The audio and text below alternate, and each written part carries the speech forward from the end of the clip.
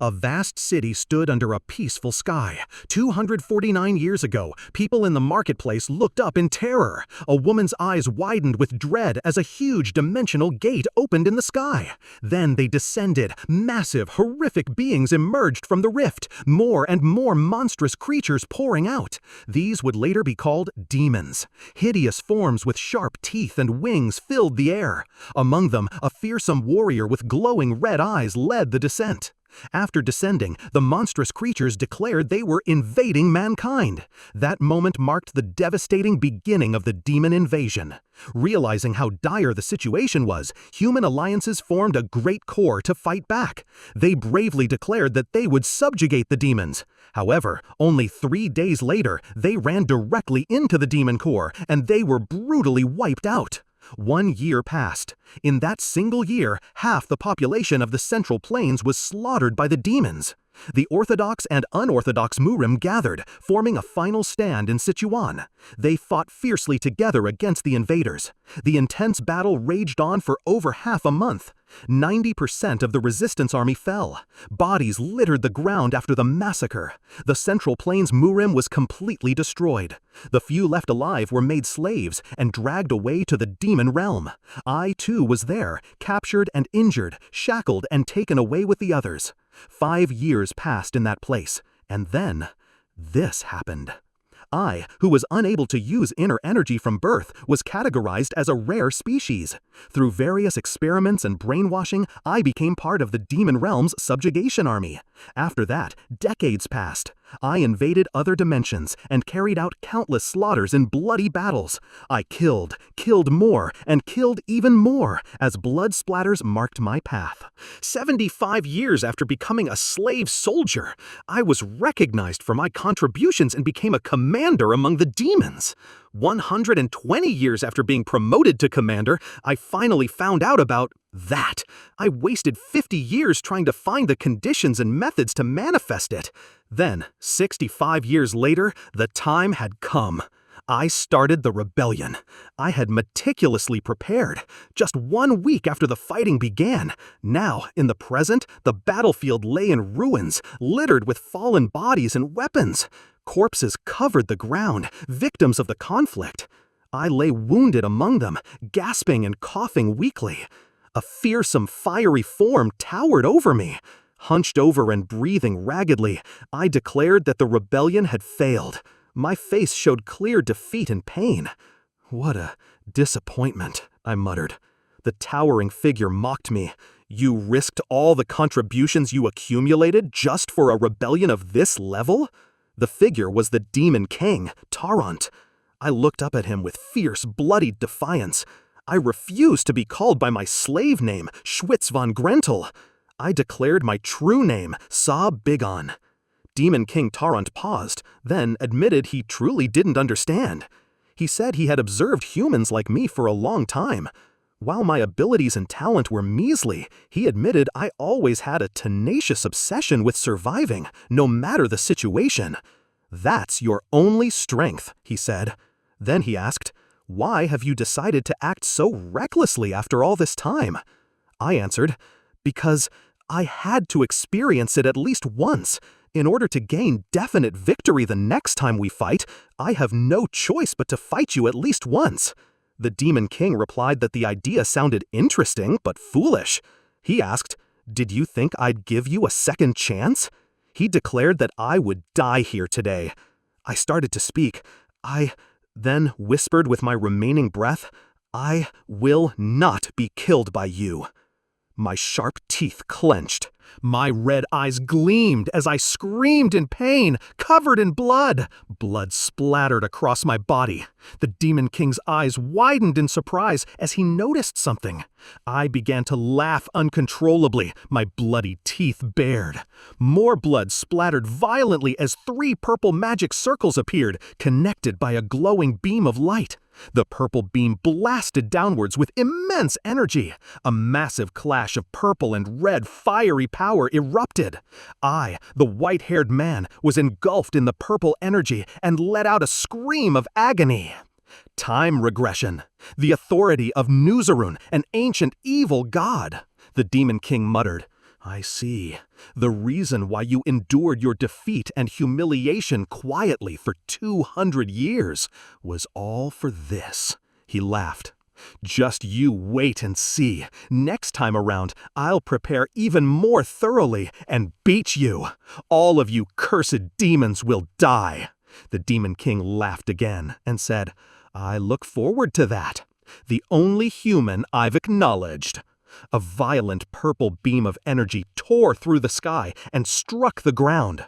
The scene shifted to the central plain's Murim, standing quietly under dark clouds. The beam hit one of the grand buildings, shattering the roof. A figure lay collapsed on the ground amidst the destruction. The time left until the demon invasion is... The injured person remained still and silent on the floor. A man's eyes glowed intensely with power. 10 years passed. This was the Orthodox Alliance Martial Arts Academy, the Dragon Spring Academy. A man hammered nails on a roof. 2 old men repaired a roof damaged by a lightning strike. One muttered in frustration he couldn't believe lightning struck out of nowhere. The other agreed. He noted it was powerful enough to destroy the training grounds roof, but was relieved only one person got hurt. The first old man asked who he meant.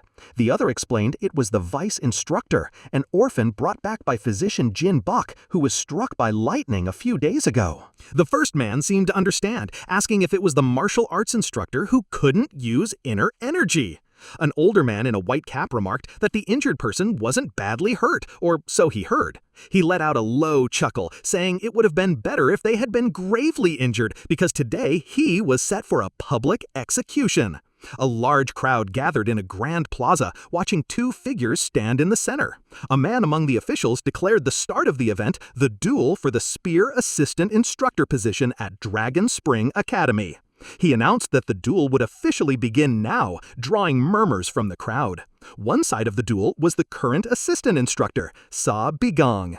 His opponent was the challenger recommended for the position, the invincible divine spear, Meng Sandak. There was a request to check the abilities of assistant instructor Sa Bigang, so this duel would decide who deserved to be the assistant instructor. Both were to fight with their honor as martial artists on the line. The 2 opponents faced off in the wide arena. Meng Sandak sneered, "Ho, you seem better than I expected. From what I heard, you got struck by lightning out of nowhere. I thought you were just making an excuse to avoid fighting me. But since you still appeared, I'll put an end to this quickly on account of your bravery. Or you could just surrender." Sa Bigang replied calmly, "In the very far future." There was an instructor at a martial arts academy who couldn't use inner energy. Unfortunately, he was born this way. Because of this, others naturally looked down on him. In the end, this incompetent instructor, known as the shame of the academy, suffered a horrible defeat in a public duel. He lost his instructor position and was forced into menial jobs and errands. He truly suffered terrible days. The older man looked confused, asking what nonsense was being spoken. Sa Bigang stepped forward with a heavy thud. He declared he had waited a long time for this moment and insulted the older man. The older man was shocked and enraged. He yelled, "Bastard! How dare you act so arrogantly!" He declared he had intended to spare some pride for his instructor, but the ground cracked underfoot. Now he proclaimed it was time to pay for that arrogant mouth. He raised his spear, surging with intense red power. The technique was revealed, Bull Demon Spear Art. The spear unleashed its force, tearing through the air with a terrifying sound. His face fury, eyes burning red. A fierce attack, first form. A man readied his halberd. The attack was named Ferocious Bull Charge. The man thought about the feeling he should have felt on his weapon. His face showed surprise and frustration. The halberd swung through the air. He exclaimed that he didn't feel anything. He paused, considering the situation. Sa Bigang thought that while the move looked good, he questioned if it could do anything if it didn't land. The first man shouted in anger. There was a quick movement. The old man reacted in pain. The sweating man stared in disbelief, his face contorted with shock. He wondered how his opponent dodged the technique he'd perfected over decades. He was told this person was weak, but it was clearly not true. Sa Bigang looked down with a condescending smirk. He scoffed, saying his opponent was too slow. He questioned how someone so slow could teach martial arts. The sweating man shouted in denial, his face twisted with rage. He insisted it must have been a stroke of luck. He charged forward with immense force, shattering the ground beneath him. He swung his spear in a powerful, sweeping motion. Sa Bigang prepared for the attack. The old man roared, "Die!" His eyes glowed a fierce red as he released a powerful technique, Bull Demon Spear Art, 4th form, Falling Bull Strike. A figure was violently thrown back by a powerful force. His gaze remained sharp and determined. He tightened his grip on his weapon. He expertly spun his spear to block the incoming attack, his defense creating a blur of motion. He planted his feet, ready for his next move. His opponent roared with mocking laughter, boasting that the spear technique was no match for him. Sa Bigang gathered fiery energy in his hand, preparing to unleash a flaming strike. The man stared in disbelief as fire erupted. A fiery explosion engulfed a fighter, sending him flying. The fighter screamed in pain as he rolled in the flames, shouting about the fire. 2 men looked on with wide, fearful eyes. A group of people gasped in shock and terror. An older man expressed fear, declaring the duel was finished. A man with a beard announced the winner, Assistant Instructor Sa Bigang. The victor raised a hand in the air. Nearby, the burning fighter was suddenly doused and screamed for water.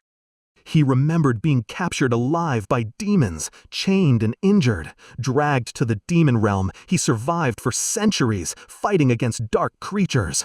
Through that struggle, he came to understand something crucial. He asked a defeated man on the ground what he thought of his heat-yang arts. He spoke of high-level magic. Smiling confidently, he claimed this fighting style was known as Fireball. He declared it couldn't be distinguished from martial arts. Sa Bigang stood triumphant, his opponent defeated on the ground.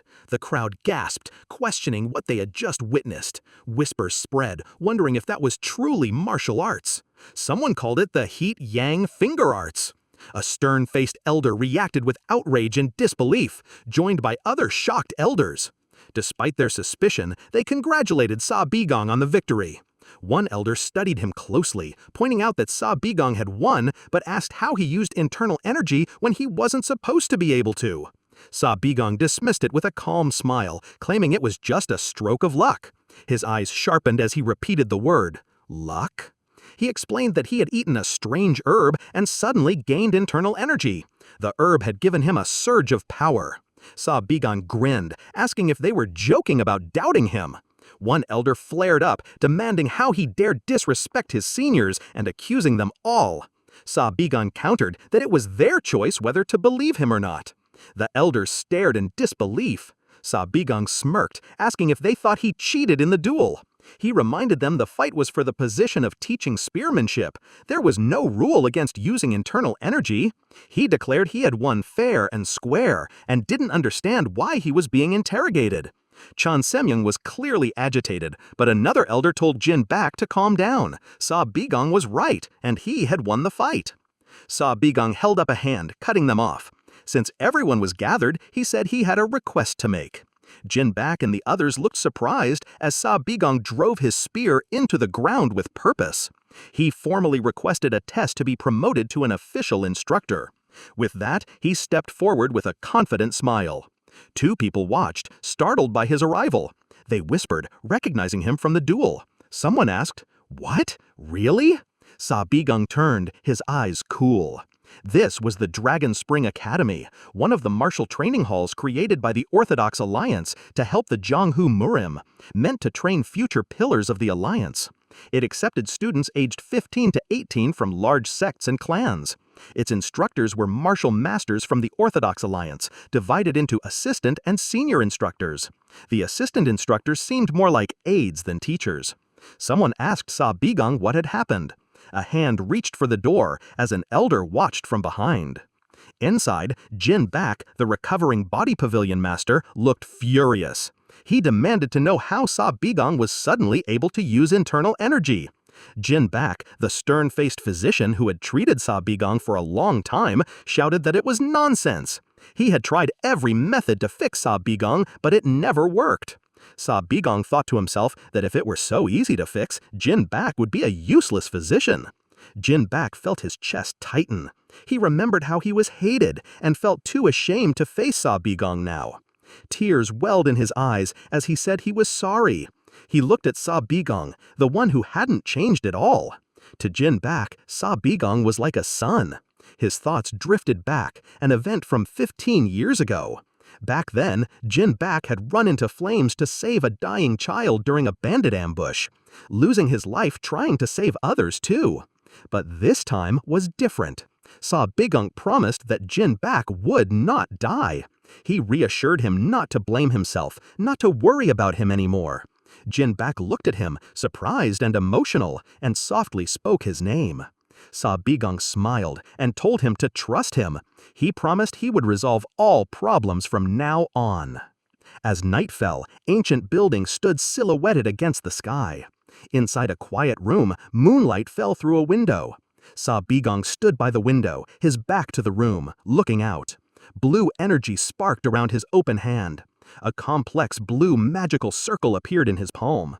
He thought about how he had lost over 90% of his mana when he regressed. The best he could do now was around the 4th circle. He recalled how disappointing it had been to take centuries to reach the 8th circle in his past life, but corrected himself, thinking he should be grateful to even have mana now. His eyes narrowed with sharp resolve as the thought settled in his mind. But now, I am back from that hell, he thought. The history of the Jonghu Murim had been reversed. The demons had not yet invaded this world yet. Exactly 10 years from now, they would begin invading. Power flared from his clenched fist, energy crackling around him. The key word was yet. Inside the building, he stood reborn and ready. When that happened, the Jonghu Murim would fall again. However, this time would be different. He still had his 300 years worth of memories, information about the demon army, their magic, the artifacts and weapons prepared for the invasion, and most importantly, how to take down that terrifying demon. Sa Bigang's eyes burned red. He clenched his jaw tightly. A door creaked open behind him. Jin Bak called out, asking if Sa Bigang was inside. Sa Bigang answered that he was, addressing him as Pavilion Master, and asked what the matter was. Jin Bak informed him that he had been asked to deliver the message, and didn't mind, but was worried for Sa Bigang. He guessed it was about his request for promotion, and warned him to watch out. He was sure the test would be hard. Since Mang Sondek, the Recommender's candidate, had lost so badly, the Recommender probably didn't have any good feelings towards Sa Bigang. Jin Bak asked why he suddenly wanted to become an official instructor. Sa Bigang gave a wide, unsettling grin. He clenched his fists, declaring that it was the first step to fixing the academy. Footsteps echoed through the quiet academy at night. Sa Bigang walked through the grounds, the sound of his steps carrying through the silence. Once upon a time, the Dragon Spring Academy was renowned enough to be considered the best of the top 3 Orthodox martial academies.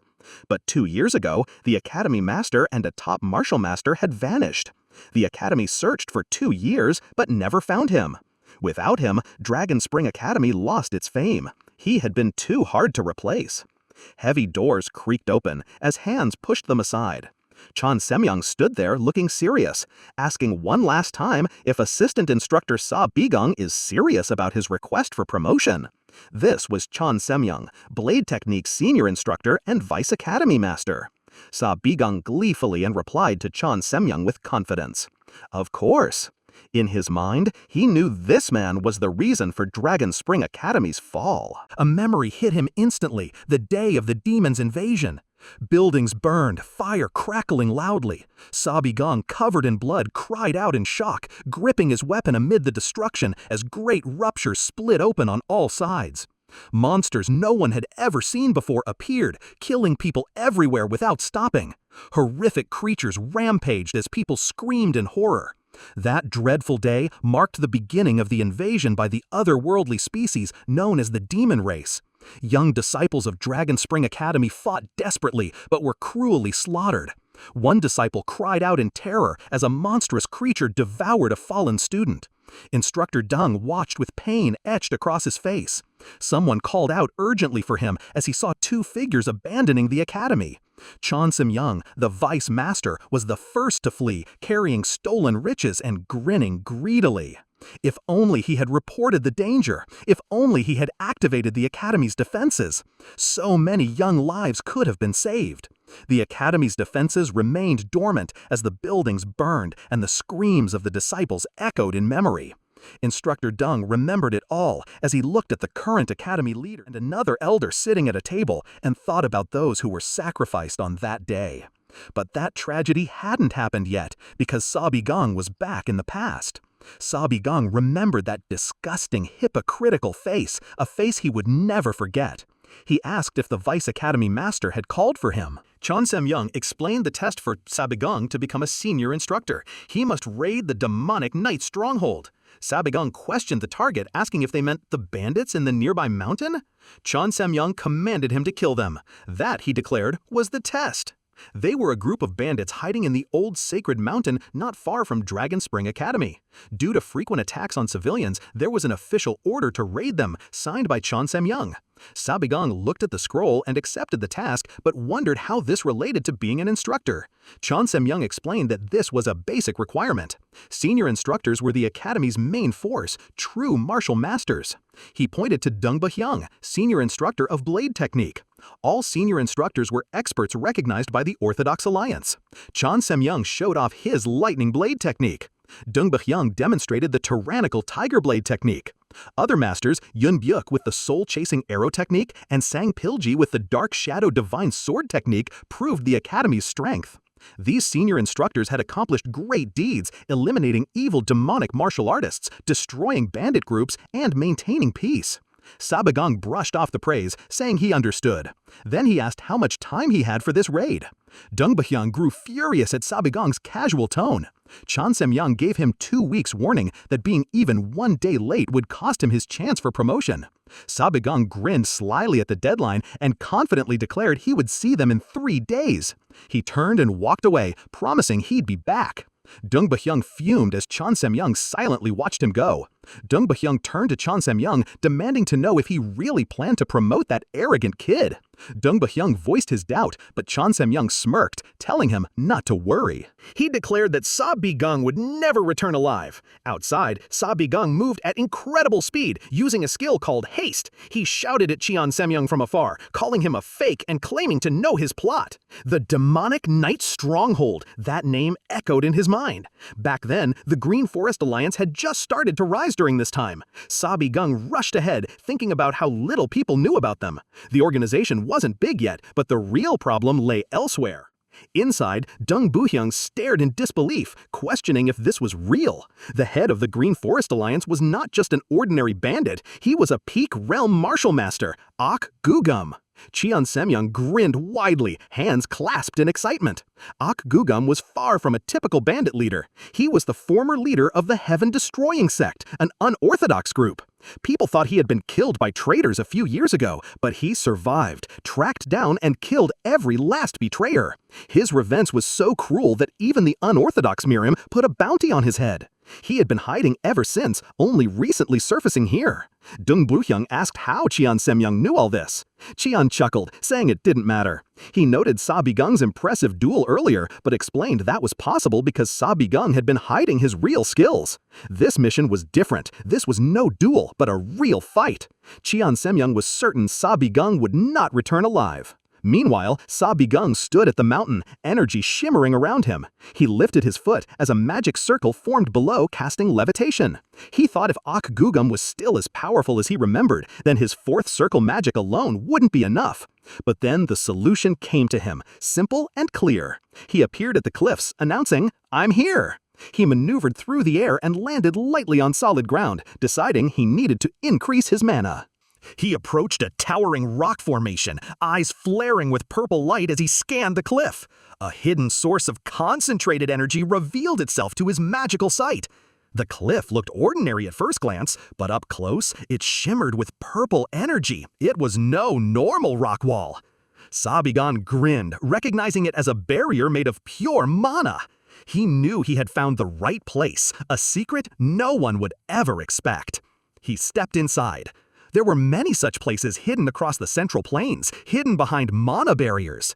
Within the turbulent purple energy, Sa Bigang spotted a glowing crystal-like stone on the ground. He looked at it intently, a special-grade mana stone. These stones were tied to the demons, intelligent invaders who conquered dimensions. Their power came from dimensional travel technology. They used massive structures to open portals to other worlds. But there was one fatal flaw. The time taken for living beings and objects through the portal differed greatly. Even the demons couldn't fix this problem completely. In the end, their solution was simple. In the worlds they planned to invade, they secretly planted the equipment they would later need. This mana stone was one such tool, recovering energy for their invasion. It was useless to most people of the Central Plains because they couldn't use mana. Energy crackled as Sa Bigang's hand touched the stone. Well, at least it used to be useless. His eyes glowed red as immense power surged through him. The stone pulsed with energy. Above, sunlight shone on the rocky peaks as a beam of purple light shot upward, striking the mountains and sending a shock through the land. Deep in the dark forest, blue leaves drifted as heavy footsteps echoed on the ground. A group of stern warriors stood gathered. Among them was a figure with a bandaged face and glowing red eyes, clearly their leader. One warrior nervously reported that he saw nothing unusual. The leader, Gugum, challenged him, asking if he thought there had been a mistake. The frightened warrior stumbled to deny it. Gugum ordered a thorough search. He was certain he'd felt a powerful energy burst. Dark energy swirled around him as he dismissed his men, saying they wouldn't understand anyway. His piercing gaze made the warrior shrink back. Back at the cliffs, Sa Bigang shouted in surprise, realizing he was now facing a peak realm martial master. He smirked, proclaiming his trust in the demonic knight stronghold master's strength.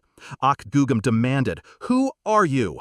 Sa Bigang, perched on the rock, calmly answered, asking if they were talking about him. His eyes glowed purple as he grinned, holding a flickering magical circle in his hand. He revealed his identity with cold confidence. He was an instructor from the Dragon Spring Academy. The bandits stared at Sa Bigang in disbelief, repeating the name Dragon Spring Academy among themselves. One of them asked why an instructor from there would appear in a place like this.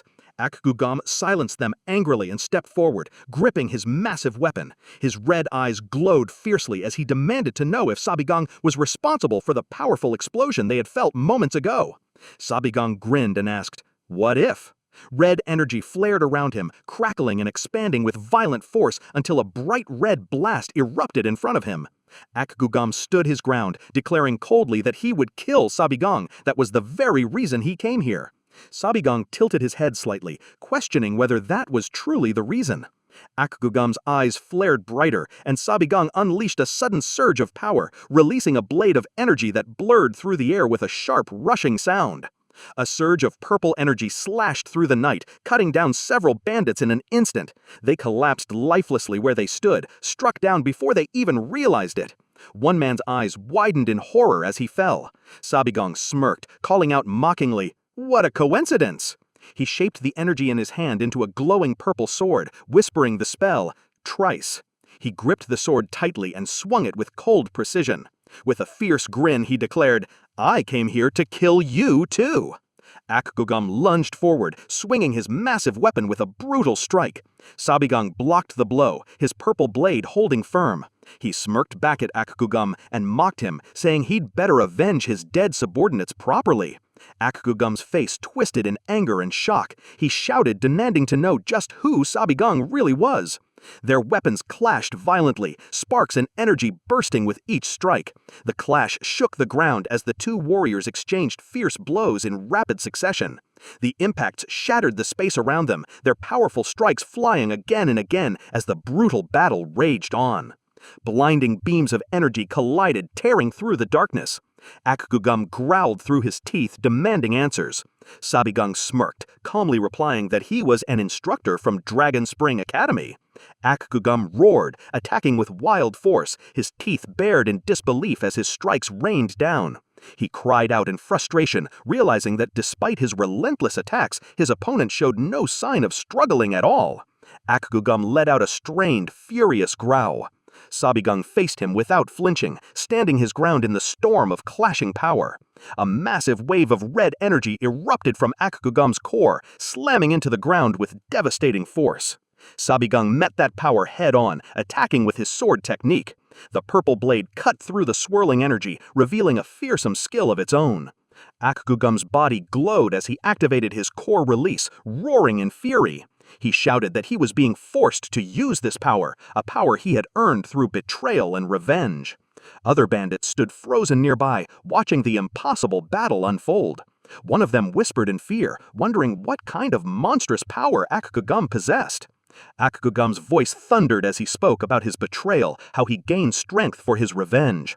Sa Bigang only sneered, cutting him off coldly. "I don't care about the story of some useless villain," Sa Bigang snapped. Akgugum stood there, his bandaged body surrounded by shards of ice as a freezing wave of power erupted around them. He stared in shock as Sa Bigang began a new spell, the Astral Chain. Purple energy burst around Akgugum, forming magical chains that wrapped tightly around his arms. The chains constricted around his wrists, pulling tight as Akgugum was yanked upwards, screaming in pain. Sa Bigang calmly maintained the spell as Akgugum's body was lifted into the air above a rising spire of jagged ice.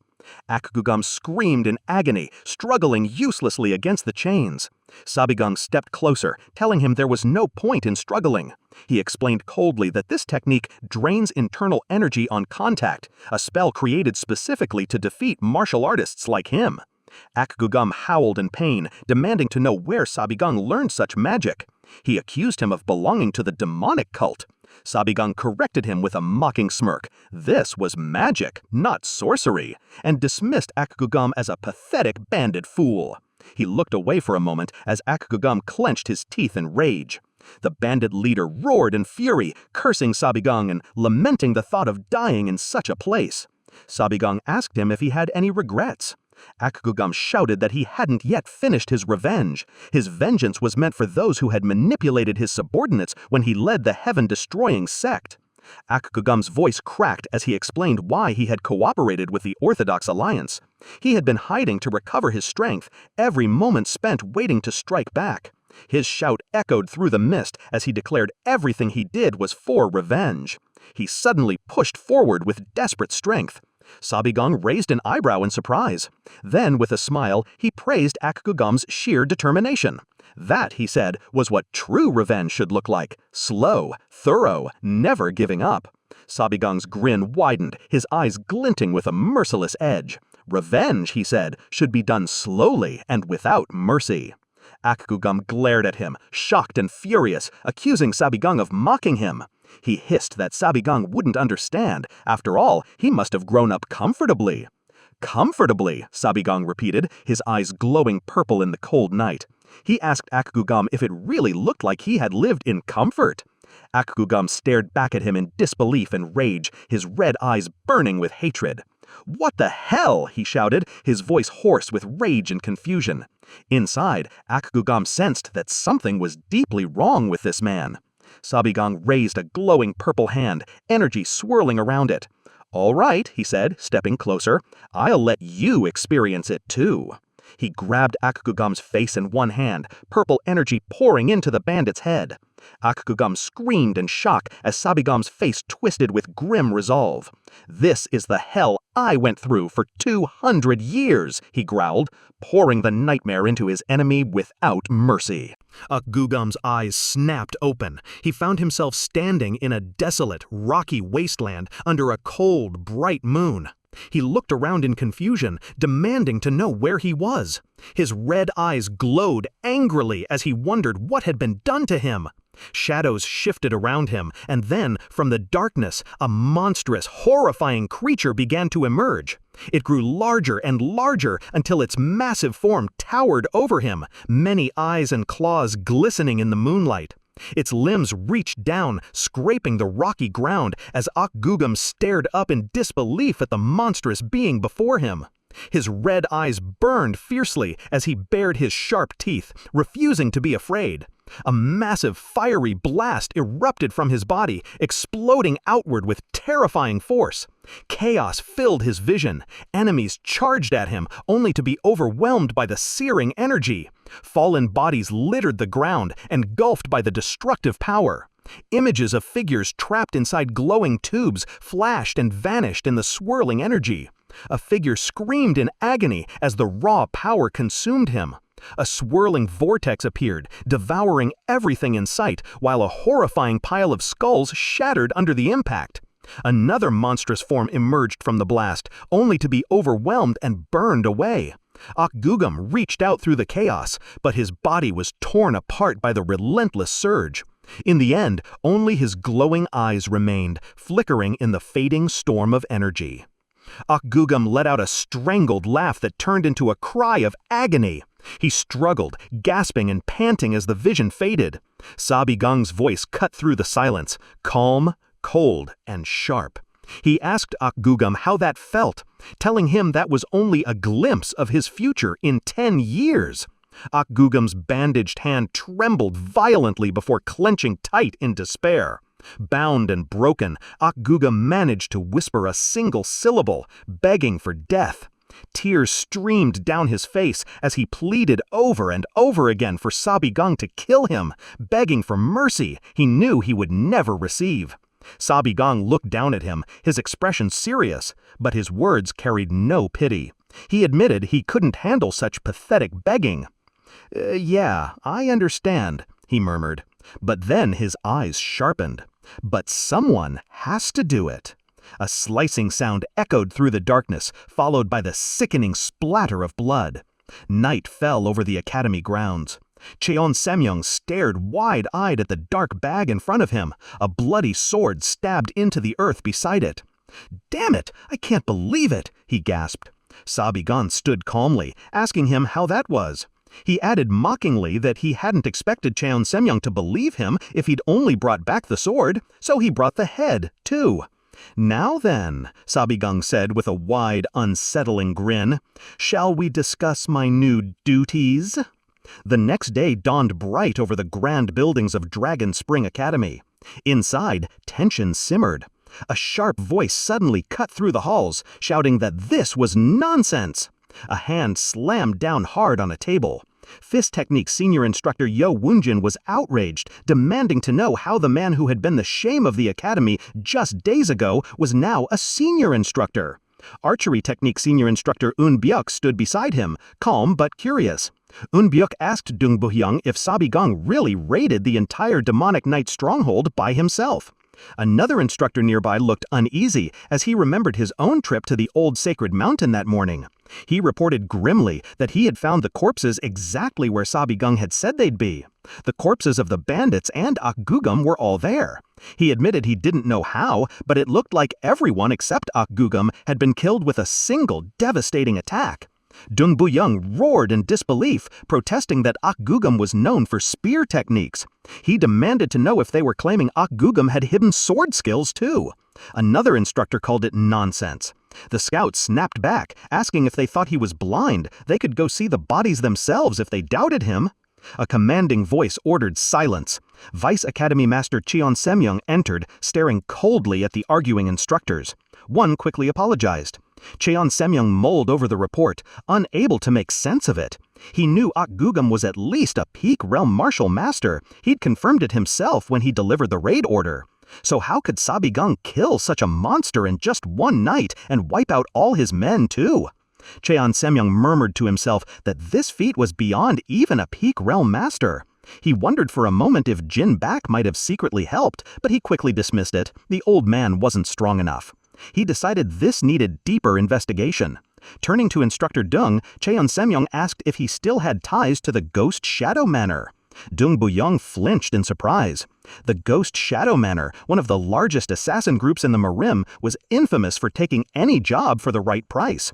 Cheon-semyoung ordered Dung Bu-hyung to contact them. He wanted every scrap of information on Sa Bigang's daily activities. Dung Bu-hyung agreed immediately. Another instructor asked nervously if promoting Sa Bigang to senior instructor had really been the right move. Dung Bu-young smirked, telling Instructor Yo not to worry. He had an idea. Instructor Yo looked puzzled, asking about the scrolls in Dung Bu-young's hands. Dung Bu-young explained they were the lists of disciples Sa Bigang would be in charge of now that he was a senior instructor. Instructor Yo's eyes widened in surprise. Dung Bu-young burst out laughing, praising the plan as brilliant. Cheon-semyoung chuckled too, saying he'd used his position well. Dung Bu-young sneered that Sa Bigang might even quit once he saw what was in store for him, and the ghost shadow manor wouldn't find anything suspicious anyway. Elsewhere, Sa Bigang walked calmly through the academy grounds, observing everything with sharp eyes. He thought to himself that those old fools were idiots, acting exactly as he had expected. He had regressed to this exact time and place for a reason. After learning about Noiseran's power of time regression, Sa Bigang had asked himself 1,000 times what he should do to prepare for the demon's invasion. The enemy was an army that had already conquered countless dimensions. No single man could stop them alone. There were many things he could do, but the best thing was clear: build an army. Not the weaklings who had died so easily before his regression, but a powerful force trained in both martial arts and magic. He knew exactly who to gather, the ones labeled as troublemakers among the first-year disciples. They were talented, but their personalities had always gotten in the way. Some lacked backing from powerful families, so they'd been neglected. Sa Bigang stood before them now, a sharp grin on his face as he looked over his new recruits.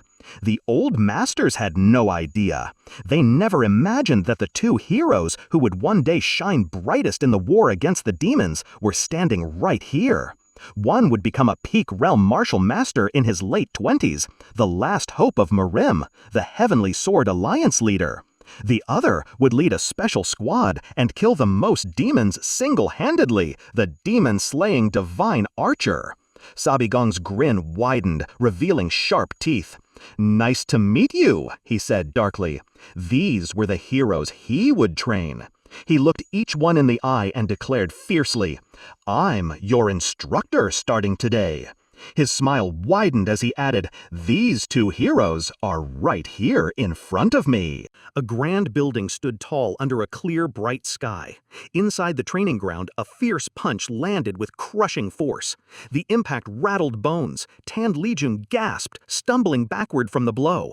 He dropped to his knees, coughing, clutching his stomach and struggling to breathe as Gok Boek loomed over him. Boek stared down sternly, declaring that their training wasn't over yet. Gok Boek, the second son of the Dragon Tiger escort agency, clenched his fists, unimpressed by Tan Lijung's weakness. Tan Lijung looked up with tear-filled eyes, begging Boek to stop, but Boek only sneered, asking what was wrong with him. Wasn't he Tan Lijung, eldest son of the One-Star Sword clan? Boek's expression twisted with annoyance. He said someone watching might think he was just bullying Tan Lijung, but he insisted the boy should be grateful he was showing him the secrets of the Dragon Tiger mountain-splitting fist arts.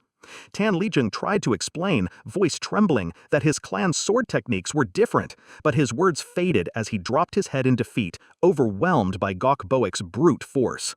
Boek laughed, mocking the One-Star Sword clan. He scoffed, asking if they really wanted to keep learning sword techniques that couldn't even beat him. The defeated Tan Lijung looked up, his eyes burning with frustration and disbelief. He clenched his fists at his sides, but Boek ordered him to stop. Boek leaned down, face close, his voice dripping with contempt. He asked if they should settle it with another duel. The beaten student lay sprawled on the ground, his training sticks broken around him, staring in shock as Boek's hand reached out. Before Boek could continue, a calm but firm voice cut through the tension. Yan Wookyoung stepped forward, telling Gok Boek that was enough. He reminded him that the exam period was about to start and he should stop causing trouble. Yan Wookyoung stood tall, his presence commanding respect, the second son of the destructive sword Yan clan. Boek sneered and told the kneeling Tan Lijung to consider himself lucky today.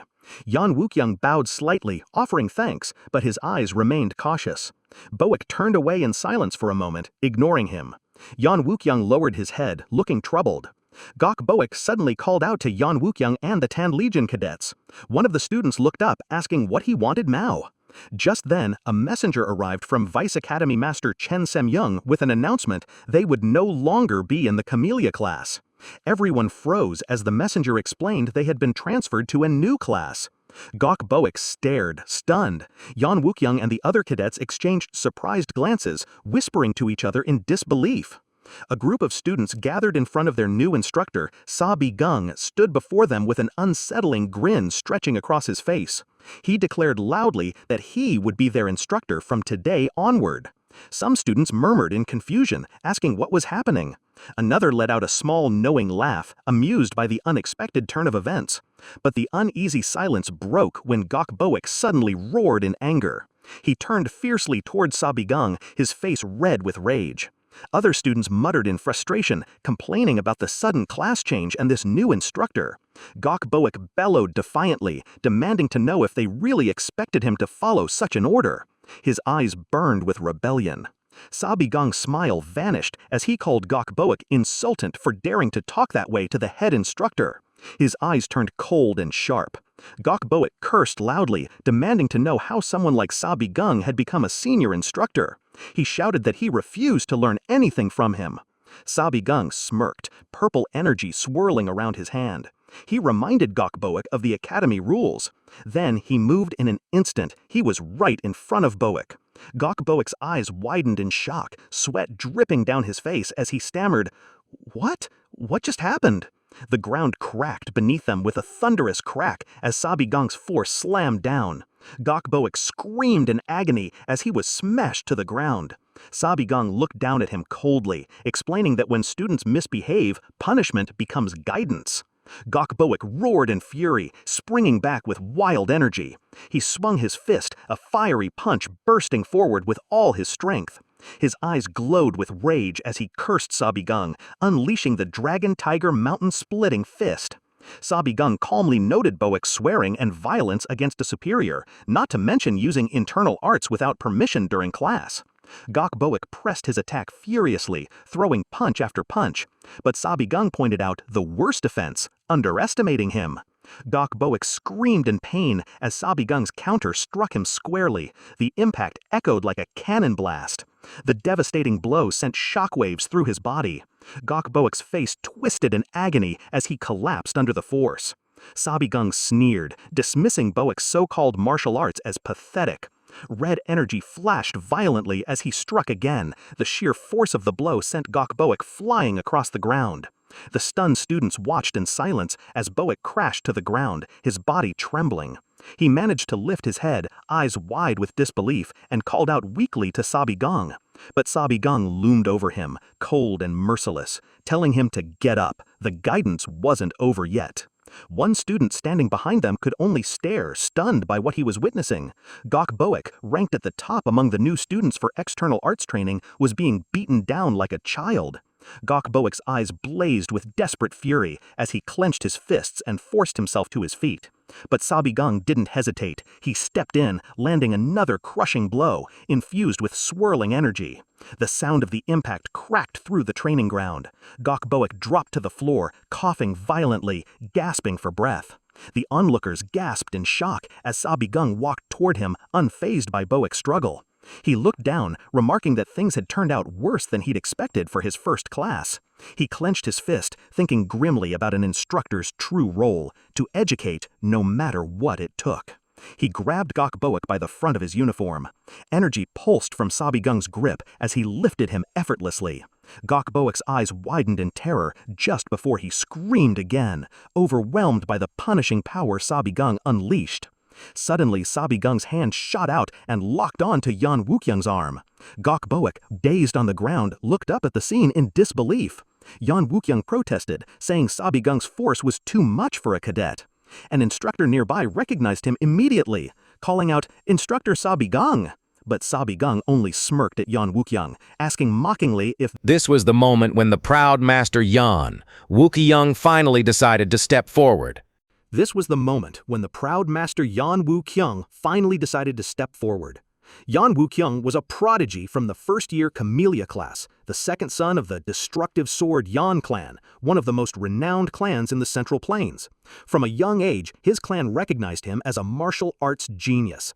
Even as a new student at Dragon Spring Academy, he showed astonishing skill. His talent was so great that it felt too big for the academy to hold. By the age of 20, he became the youngest Supreme Peak Martial Master ever ranked among the top 10 martial masters of the entire Orthodox Alliance. He was destined to live a brilliant life, admired by everyone. But all of that only existed if they had never appeared. Yan Wukyung had fought fiercely against monstrous demons when they invaded. He threw himself into the early battles without hesitation. His clan's compound was swallowed by flames, every member brutally slaughtered, except him. Even so, he stood alone among the fallen, the sole survivor. Tears streamed down his face as he clenched his teeth in grief, but refused to collapse into despair. He reached out a hand to an injured survivor, gathered allies, and formed an allied force from scattered survivors. Together, they fought desperate battles against the demons, pushing back against impossible odds. He led charge after charge in hopeless last stands, the final resistance of the Central Plains. Memories of those days flickered in the mind of an older man with a scarred face, who stood alone, leaning on his staff, eyes clouded with regret. He remembered it all. Back then, Yan Wukyung had charged fiercely into demonic hordes, his dazzling sword energy cutting down even massive beasts instantly. He was the hero, the final hope of Murim. But now, in the present, he was just another arrogant noble brat from a prestigious clan standing before Sa Bigang with narrowed eyes and a mocking tone. He looked Sa Bigang straight in the face and asked if the once powerless assistant instructor had finally decided to get serious. Yan Wukyung's voice dripped with sarcasm as he said it was amusing. He pointed out that Sa Bigang, who couldn't even use internal energy until recently, had suddenly gotten strong. But all he did with that newfound power was show off in front of cadets. He sneered that it was pathetic. Gokbok, still injured, cursed under his breath. Yan Wukyung mocked Sa Bigang, asking if this was all because of some fated encounter or lucky break. Sa Bigang smirked back, calling Yan Wukyung sharp for figuring that much out. He asked mockingly if Yan Wukyung was curious. If so, maybe if he obediently followed Sa Bigang's training, he might find out. Yan Wukyung's eyes narrowed coldly. He spat back. No thanks, that won't be necessary. He snapped that he didn't know what trick Sa Bigang had pulled to change the class rosters, but he would file a formal complaint with the academy. He declared he had no interest in learning from someone puffed up by a stroke of luck. Sa Bigang only watched him with arms crossed, as heavy footsteps echoed. A group of cadets arrived, heading up the steps of the training courtyard. Gokbok stood among them, still bruised and scowling. A student looked up at Sa Bigang in confusion. Sa Bigang chuckled and asked if the boy thought there was nothing to learn here. He clapped a hand onto the student's shoulder, ignoring the boy's startled protest. With a grin, Sa Bigang draped an arm around the younger cadet's shoulders and pointed him right at Yan Wukyung. "This guy right here," he declared, "could be strong enough to beat you." The boy's eyes widened, his body stiffening in disbelief. Yan Wukyung's face darkened. "What did you just say?" he demanded sharply. Sa Bigang's grin widened as he leaned in. "I'll repeat it as much as you want. After just 1 week of my training, this pathetic weakling, the one you think is beneath a bug, will be able to chew up and spit out a frog in a well like you. That's what I said." The boy flailed in panic, crying out at Sa Bigang, "Instructor, what the hell? Are you insane?" "Erp." His protest was silenced as Sa Bigang clamped a hand over his mouth. Yan Wukyung's eyes turned stone cold. Sa Bigang's grin turned sharp. He questioned their resolve, asking if they were willing. He laid down the terms for a bet. In 10 days, there would be a public spar. If the boy won, Yan Wukyung would follow Sa Bigang's training without another word. If Yan Wukyung won, Sa Bigang would accept any punishment. He could leave the academy, apologize, kneel, beg, anything. Yan Wukyung asked what Sa Bigang wanted from him if he lost. Sa Bigang laughed coldly. There was nothing he needed from Yan Wukyung. But he delivered a final warning. "You better be prepared for the match that happens 1 week from now." The younger cadet stood beside him, face pale. He screamed in panic, startling Sa Bigang. Sa Bigang sighed, telling the boy he was way too noisy. The boy grabbed Sa Bigang's robe, yelling at him. He demanded to know what Sa Bigang had just done, why he was suddenly in a bet against Yan Wuqiang. Sa Bigang noted calmly that the boy was brimming with energy. He told him to relax so he could explain. The boy struggled as Sa Bigang dragged him along.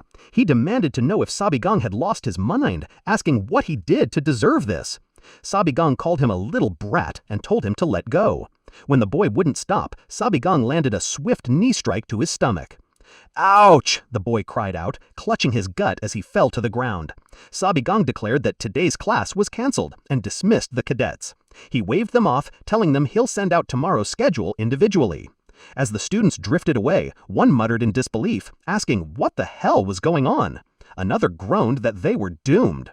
A few whispered about the public spar, wondering if it was real. Sa Bigang looked down at the boy groaning on the ground and clicked his tongue. He told the boy all he had to do was win, asking why he was assuming he'd lose. The boy only sighed deeply, unable to argue back. The boy's thoughts drifted to his first days at Dragon Spring Academy. He remembered his humiliating loss to Gokbok in a public spar not long after enrollment. Since that day, Gokbok had tormented him constantly. But did he know that monster, Gokbok, hadn't been able to land a single hit on Yan Wuqiang, who defeated him easily? Yan Wuqiang, yes, he was definitely something else. The boy turned to Sa Bigang and asked if he already knew all that, and if so, why was he doing this? Sa Bigang simply grinned, that unsettling smile stretching across his face. He looked the boy dead in the eyes and said, "You're stronger than Yan Wuqiang." The boy's eyes widened in shock. Sa Bigang pointed straight at him as if marking him for greatness. Dan Li Jung of the One-Star Sword Clan stood there, his face frozen in disbelief. "Pardon?" he whispered. Behind him, in his mind's eye, loomed the shadow of the demon-slaying divine archer, the legendary figure from before the regression, knocking an arrow that could change the course of the coming war. A young man clenched his fists in frustration, demanding to know why he was suddenly forced into a public duel just because of his new head instructor. He glared at Sa Bigang, asking what he was supposed to gain from being dragged into this mess. Sa Bigang stood before him, dark hair pulled back, a deep purple robe with gold accents making his grin look even more unsettling. With a confident, mocking thumbs up, Sa Bigang declared that the young man had to win this duel. It was necessary to prove Sa Bigang's own abilities. The boy's eyes widened in disbelief. He demanded to know what he would gain from any of this. Sa Bigang's grin twisted wider, a dark, gleeful light flickering in his eyes as the word revenge loomed over his mind. The young man froze, startled by Sa Bigang's twisted smile. He stammered, asking how Sa Bigang knew about Gokboak beating him up in the past. Sa Bigang's grin widened further. He asked how it felt now that Gokboak, the same brute who used to torment him, had been beaten down by Sa Bigang himself. Sa Bigang leaned closer, voice low but taunting. Did it feel good? Wasn't the power he felt thrilling? Or maybe was he angry he hadn't been able to get revenge himself? Sa Bigang reminded him, even Gokboak couldn't touch a hair on Yan Wuqiang's head. But what if? Sa Bigang's voice dropped to a whisper. What if he could become strong enough to beat Yan Wuqiang? If he could take revenge with his own hands, wouldn't that be the perfect gift for who he was right now? The young man's eyes darted away, thoughtful, his clenched fists trembling. He hesitated, then asked if he could really become that strong like Sa Bigang said? His voice was small but hopeful. Sa Bigang grinned wickedly. Of course, he said, but this had nothing to do with Gokboak anymore. What Sa Bigang wanted was simple, for the boy to become stronger than he was now. The boy met Sa Bigang's wide, unsettling grin with a shaky breath. Fine, he said at last, let's see. They moved to the training yard. A wooden dummy stood waiting, as Sa Bigang sat nearby, watching with sharp eyes. He told the boy they'd check his skill level right now. The boy lifted his weapon, glancing back with nervous eyes. Sa Bigang ordered him to imagine he was fighting Yan Wuqiang, to wield his martial arts to the fullest. The boy took a deep breath, sweat beading on his brow. He struck the training dummy with a sharp blow, then followed with a fierce swing, unleashing a rapid series of strikes. The wooden figure rattled under the barrage as the boy's movements turned into a blur of desperate energy. Sa Bigang shouted at him not to stop, to go at full force. The boy screamed, "Ha!" pushing himself harder. His strikes blurred faster and faster, the air vibrating from the force. His eyes shone with raw determination as Sa Bigang's voice roared through the yard. He poured everything into one final swing, the energy of his martial arts exploding like a shockwave, before collapsing, gasping, drenched in sweat. He lay on the ground, breath ragged. Sa Bigang loomed over him, expression sharp with disdain. He asked if the boy knew his real problem. The boy, still gasping, explained between breaths that whenever he performed his basic moves, his internal energy scattered. He'd checked his techniques, they were flawless. He'd even had his dantian and meridians examined repeatedly, but no one found anything wrong. He wondered if he just lacked talent or if he was secretly sick. Sa Bigang let out a small, knowing scoff. He told him flatly that wasn't the problem. He revealed that the boy's meridian points were simply more spread out. The boy's eyes widened in shock. He sat up slowly, asking Sa Bigang what that meant. Sa Bigang explained calmly that the boy was born with unusually wide meridian points, a rare constitution that was actually advantageous. But because he was still young and lacked enough internal energy, the wider meridians caused the energy to scatter. He illustrated the point. Normally, energy should flow tightly from the dantian through the meridians to the hands. But with wide meridians, it leaked out before reaching its target. That was why the boy's power always felt incomplete. The boy stared at him, stunned. No one had ever told him this. Sa Bigang closed his eyes, a faint grin tugging at his lips. The boy realized it made sense. All of it fit. For a moment, the world darkened as the boy remembered a grim vision, fallen figures, an arrow piercing one through the chest. In that dark wasteland, he had knelt among the dead, bloodied and exhausted. Hooded figures loomed over him, faintly glowing in the cold moonlight. He'd heard this information by chance, but only now did he truly understand it. Back in the present, sunlight filled the courtyard as he knelt before Sa Bigang, sweat still dripping down his face. Sa Bigang placed a firm hand on his shoulder. With a faint smile, he declared they would fix the problem together. The boy's eyes widened. A solution really existed? Sa Bigang's grin widened, almost gleeful. Yes, he said, it was actually quite simple. Sa Bigang told him that compared to others, his wide meridians meant he lacked power, so he needed to increase the amount of internal energy. But they couldn't expand his energy reserves overnight, so there was only one method Sa Bigang could teach him now. The boy sat cross-legged as powerful internal energy gathered around him, swirling like mist. Sa Bigang ordered him to keep gathering that energy, to hold it right until he starts his basic moves. The boy's eyes flared with intense light as he focused. With a sudden shout, he struck. The impact exploded outward, tearing through the target dummy and sending it flying. Sa Bigang watched, arms crossed. He told the boy that if he did it this way, he could display his true power for now.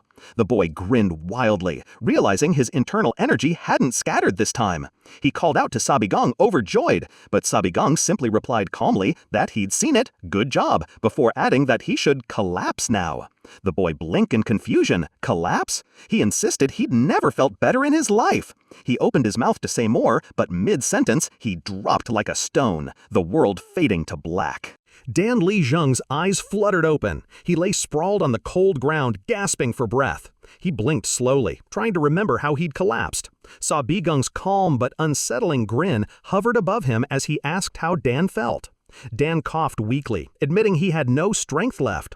Sa Bigang explained it was just a minor side effect from using his full power for the first time. He told Dan he'd never used his mind meridians properly before, so his body was simply shocked. Dan sighed with relief when he heard it would pass. Sa Bigang reassured him that the side effects would naturally fade after a few months. Dan muttered the words back to himself. A few months? But then his eyes widened in horror. Wait, a few months? But the duel with Yan Wuqiang was in just 1 week! The sun dipped lower behind the academy's grand buildings. Inside the training yard, Dan Li Zheng swung a pole with force, slicing through the air. He spoke up, listing the 2 huge problems with what Sa Bigang had taught him. First, if he used stored energy, it would all explode in a single strike. Second, his body couldn't handle the recoil. He'd collapse right away. He added that his energy core was too small to hold power for long. If he forced it, he'd risk energy deviation, which was forbidden. Sa Bigang grinned, asking if he understood so far. Dan, holding the pole, replied with an uneasy, "Yes, I understand," but he asked what that had to do with this pole. Sa Bigang only laughed and swung the pole himself, telling Dan not to sweat the small stuff. He ordered him to focus on the real problem instead. Thinking aloud, Sa Bigang explained that Dan could only gather energy once the duel began. He asked how long it took Dan to gather energy before. Dan hesitated and guessed, around 7 minutes? Sa Bigang's grin turned almost wicked as he asked how Dan planned to hold off Yeon Wookyung for that long. Dan's eyes widened with dread. What was he supposed to do? Sa Bigang's answer was simple, dodge like hell. He suddenly lunged at Dan with glowing eyes and a wild grin. Dan cried out in shock as Sa Bigang's pole slammed toward him. He stumbled back, yelling, "What are you doing?" Sa Bigang barked at him to shut up and focus on gathering his energy. He reminded him never to take his eyes off the opponent's weapon. A flicker of purple energy formed in Sa Bigang's palm, an illusion of pure force. Dan raised his poles defensively, but the illusion shot forward at blinding speed and smacked him in the head. Dan collapsed with a loud thud, grabbing his head and groaning in pain. Sa Bigang stood over him, mocking his whining. He told Dan to get up, they were just getting started. Dan sat up, dazed, grumbling that this didn't feel like training at all. Sa Bigang corrected him. This was dodge training, exactly what he needed. Dan clutched his head, still stunned, muttering what kind of messed up training this was. Sa Bigang tilted his head, repeating the words back mockingly, "Messed up training?" He turned to face the setting sun, calling out Dan's name sharply. Sa Bigang's voice cut through the courtyard. Did Dan think this was just bullying? He reminded Dan why he'd been weak all this time, and that Sa Bigang had shown him exactly how to fix it. He had even demonstrated it, and guaranteed it would work.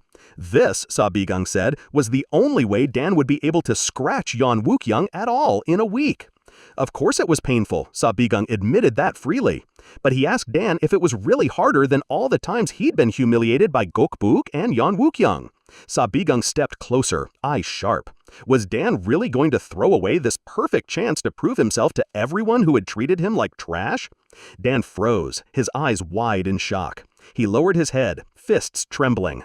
The only sound was his ragged breathing, then the thump of the broom hitting the ground beside him. Dan forced himself up. He apologized to Sa Bigang, eyes burning with resolve. He begged him to keep going with the dodge training. He shouted that he could endure a whole day of this if that's what it took. Sa Bigang stared at him for a moment, genuinely surprised. Then he let out a small laugh. "A whole day?" He repeated Dan's words back with a smirk. Dan looked confused by Sa Bigang's reaction until Sa Bigang dropped the bomb. "Who said anything about a day? We're going non-stop for a week." Dan's face froze in shock. Then, gathering what resolve he had left, he let out a roar and charged forward, only to hesitate mid-step. A broom swung hard, cracking him squarely and sending him crashing to the dirt again. 1 week later, a massive crowd gathered in the spacious courtyard. Whispers buzzed through the air as students watched Yeon Wookyung and Dan Lijung stand face to face. Some spectators sneered, saying Dan wouldn't last a single strike. Others laughed, wondering if he even had a plan. They'd only seen him getting smacked with a stick all week.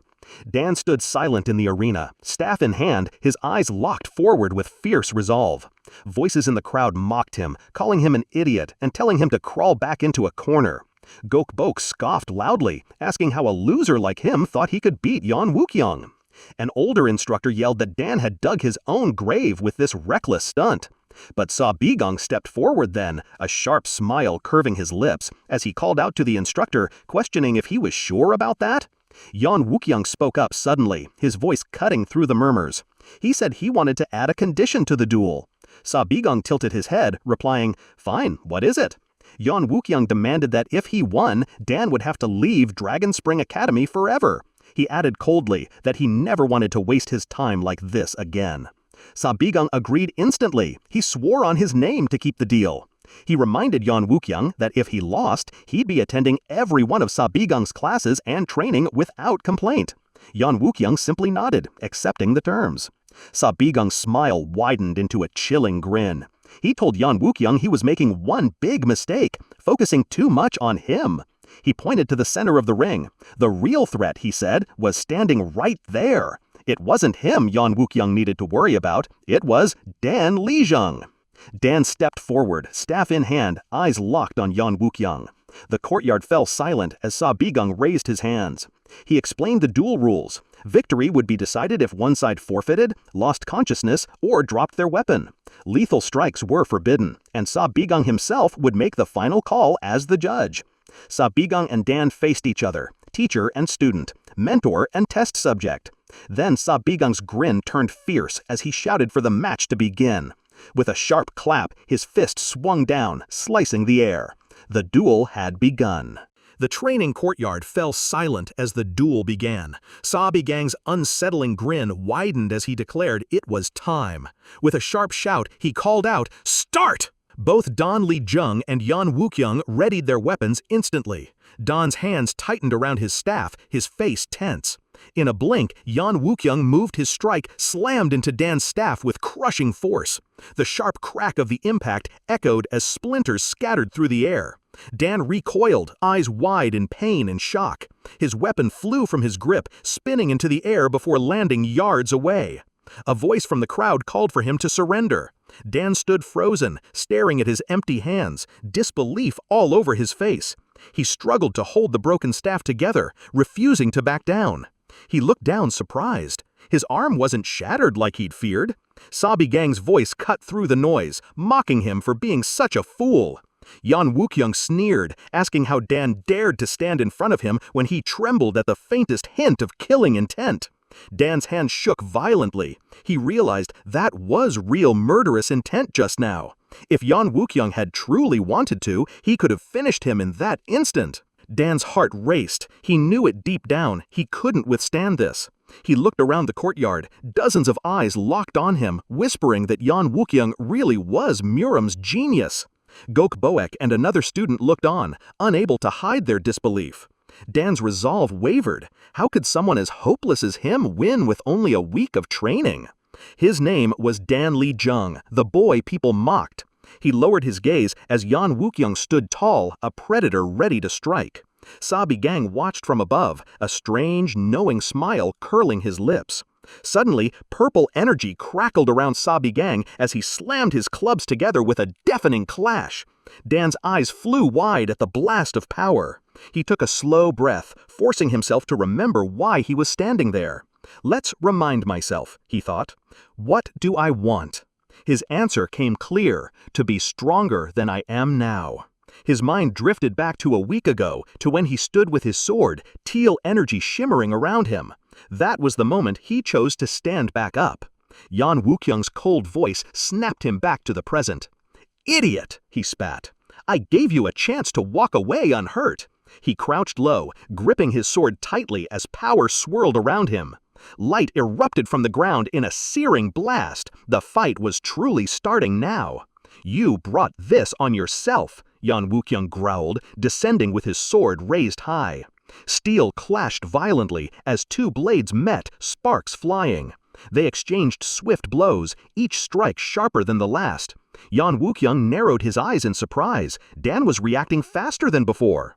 A sharp deflection sent sparks scattering. Dan gasped. That was close. His gathered energy nearly scattered under the force. He blocked again, heart pounding. The blades clashed again and again. Dan focused hard. He recognized it now. The sword technique. Could it really be the supreme dragon heaven-severing sword, the secret art of Dragon Spring Academy's masters? The first technique revealed itself, the Berserk Dragon's Rage Torrent.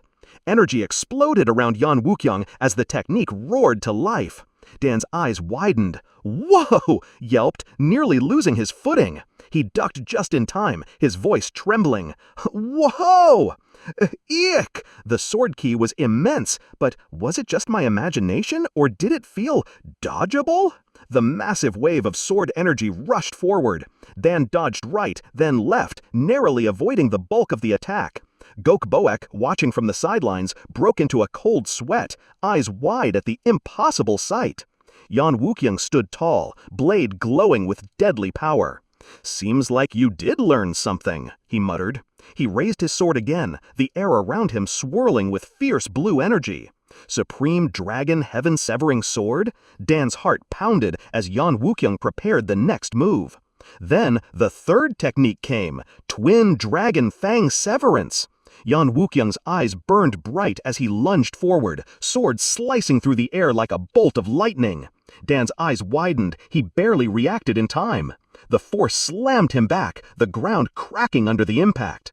Dan gasped for air, stunned by the sheer power. The courtyard shuddered under the force of Yan Wukyung's technique. Sweat dripped down Dan's brow. He stared up as Yan Wukyung, eyes glowing red, brought his blade down again. Dan's hands shot up, steel met steel in a harsh block. A chorus of attackers seemed to strike all at once in his mind, glowing blue energy slicing the air with terrifying precision. Dan shouted in shock, barely keeping up with the blistering speed. He thought to himself how fast, how strong Yan Wukyung was. Every move perfect, every strike flawless. But something about this sword technique still felt strange. He focused on dodging. He reminded himself, I can still dodge this. A vision flashed in his mind, Sa Bigang's brutal training strike, filled with pulsing purple energy. He remembered it clearly, the exact moment that technique hit him. Now, the same energy flooded his senses, but this time, he used it. He braced himself as a swirl of blue energy smashed into Yan Wukyung's next attack. Spectators watched from balconies above. Murmurs spread. People couldn't believe what they were seeing. One onlooker whispered that Yan Wukyung backed off. Another questioned if this was real. Some accused them of faking it. There's no way Dan Li Jung was still standing. In the arena, Yan Wukyung's hand gripped his sword tightly. He glanced at Dan, then looked down, falling silent for a moment. He murmured an apology. He admitted that Dan really had learned a lot lately. The two opponents locked eyes under the blazing sun as Yan Wukyung's blade pulsed with blue energy. He narrowed his eyes at Dan, wondering how he'd learned that technique. The energy swirled wildly around him, a vortex of power ready to strike. He raised his blade. A hush fell over the crowd. Yan Wukyung's voice rang out. Supreme Dragon Heaven-Severing Sword! Fierce Dragon Annihilation! The massive vortex of blue energy exploded outward. Yan Wukyung challenged, if you can dodge this one too? He took a deep breath as power burst from his sword. I will admit defeat. A thunderous roar shook the training ground. Gasps rose from the crowd. Whoa! Someone shouted. What is that? Another voice cracked. A sword technique? The swirling power blazed bright blue, sparks flying like lightning bolts. Onlookers could barely believe it. What kind of sword technique was this? Sweat dripped from Gokboek's brow as he watched, mouth hanging open. Another figure whispered hoarsely, that crazy bastard. Yan Wukyung stood alone, blade glowing fiercely as the energy pulsed in his grip. The blue vortex raged around him like a storm, roaring with unstoppable force.